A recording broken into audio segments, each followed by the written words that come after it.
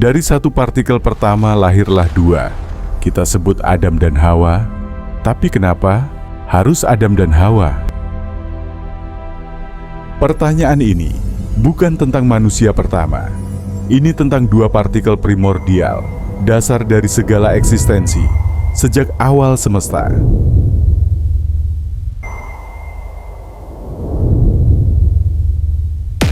Benarkah Big Bang adalah awal dari segalanya? Kalau benar, dari mana datangnya batu segede gaban itu yang tiba-tiba meledak begitu saja?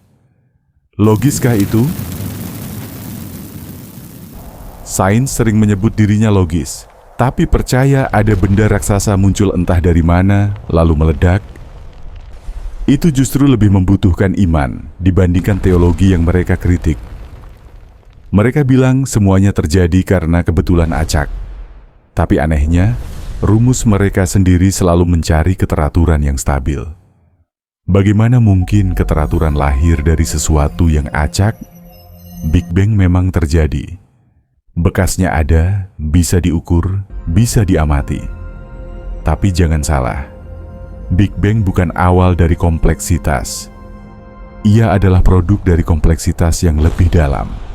Dan Big Bang juga bukan kebetulan acak. Ia adalah cara semesta dengan izin Allah melawan entropi, keadaan statis yang mutlak. Allah berfirman dalam Al-Anbiya ayat 104, "Pada hari kami gulung langit seperti menggulung lembaran tulisan. Sebagaimana kami memulai penciptaan pertama, begitulah kami mengulanginya.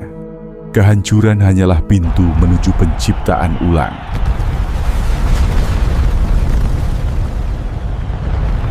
Menurut pendapat kami, cerita semesta dimulai jauh sebelum Big Bang. Pada masa itu, hanya ada satu jenis partikel, terhubung sempurna, identik satu sama lain, mengumpulkan energi dalam keadaan statis mutlak. Kami menyebutnya nur awal. Bukan karena itu nama sejatinya, tapi sekadar istilah untuk memudahkan. Hakikatnya, hanya Allah yang tahu. Yang pasti, nur awal bukan Allah, tapi ciptaannya yang pertama.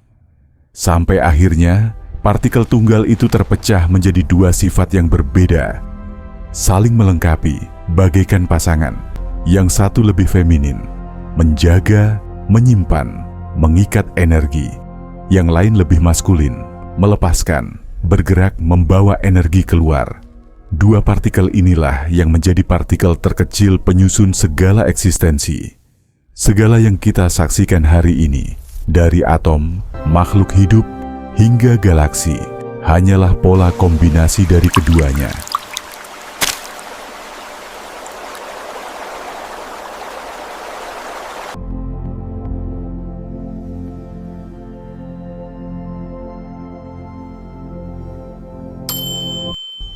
Setelah nur awal terpecah, lahirlah dua partikel dengan sifat berbeda, saling melengkapi, bagaikan pasangan. Yang satu bersifat lebih feminin, menjaga, menyimpan, mengikat energi. Yang lain lebih maskulin, melepaskan, bergerak, membawa energi keluar.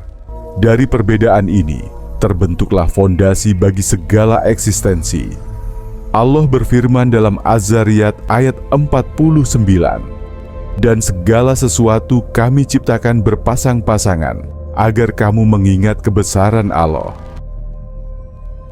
Mulai saat ini, kami akan menyebut dua partikel dasar itu sebagai partikel Adam dan partikel Hawa, bukan untuk mendiskreditkan Nabi Adam dan Hawa, melainkan sebagai simbol untuk mewakili sifat keduanya. Dua partikel dasar itu sebenarnya tidak punya massa sama sekali. Besar kecilnya massa hanyalah konsekuensi dari seberapa besar energi yang terperangkap dalam strukturnya. Lihatlah cahaya foton. Karena partikel pada foton didominasi oleh partikel Adam yang membawa energi keluar, bukan menguncinya, foton tak punya massa, atau nyaris tak punya massa. Inilah sebabnya foton sering terlihat aneh, seolah punya dua sifat, partikel sekaligus gelombang. Ketika partikel yang mengikat energi mendominasi, lahirlah massa dan bentuk padat. Ketika yang membawa energi lebih menonjol, tercipta kombinasi rapuh, mudah pecah. Inilah yang kita kenal sebagai reaksi nuklir. Dan disinilah kesalahpahaman besar sering terjadi. Sains arus utama berkata, massa berubah menjadi energi. E equals mc². Padahal yang sebenarnya terjadi adalah energi yang terlepas dari struktur. Ketika energi keluar, massa ikut lenyap sebagai konsekuensi. Atom uranium misalnya. Dalam keadaan naturalnya, ia sudah stabil sesuai perannya. Tapi ketika ikatannya dipaksa pecah, energi besar terlepas. Dari situ bisa lahir manfaat, energi yang memberi cahaya dan kehidupan, atau mudarat, senjata yang memusnahkan. Itu bukan kesalahan partikel, melainkan konsekuensi dari pilihan kita. Dan itulah sebagian dari tanda kebesaran Allah. Manfaat dan mudarat selalu ada, tergantung bagaimana kita menggunakannya. Dari pasangan partikel terkecil inilah lahir energi, massa, dan reaksi besar semesta. Semuanya tunduk pada sunnatullah, hukum penciptaan yang tidak pernah keliru. Semua orang hafal rumus ini. E sama dengan mc². Tapi, apakah kita benar-benar paham artinya? Einstein berkata, massa dan energi itu setara. C adalah kecepatan cahaya. Dikuadratkan, jadilah angka raksasa, pengali yang mengungkap energi dahsyat dalam tiap gram materi. Dari sinilah lahir bom nuklir, reaktor, bahkan mimpi tenaga tak terbatas. Tapi tunggu sebentar. Kenapa harus kecepatan cahaya?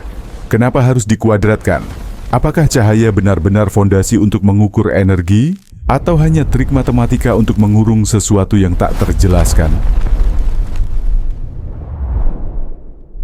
Rumus ini presisi, hanya untuk partikel bermassa alami. Tapi sejarah sendiri memberi bukti retaknya teori ini.